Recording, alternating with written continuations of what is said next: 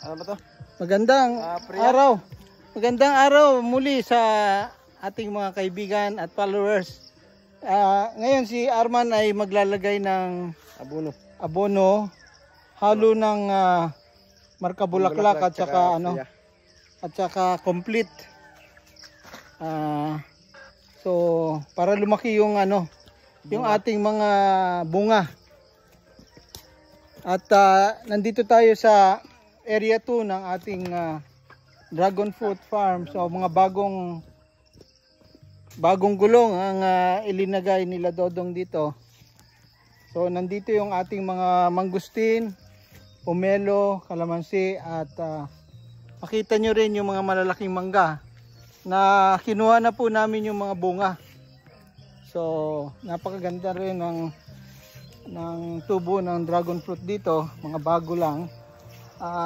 Mga ilang Dodong, mga ilang linggo na ito? 3 linggo? 3 linggo na itong ito yung kalamansi. Hingi tayo ng kalamansi, dalhin sa bahay. Kalamansi at mga mangustin at durian. Yung pomelo natin may mga bunga pa rin. At mamaya itutuloy nila yung pag grass cutter dito. At mahaba na rin ang mga damo dito sa lugar na ito ng area 2 ng ating dragon fruit. Pero magandang tubo ng ating mga durian na malagong malago ang mga dahon niya.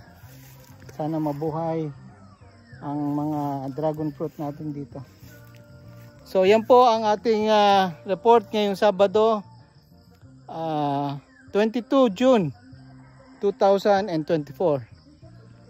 Happy Saturday at maraming salamat sa inyong lahat.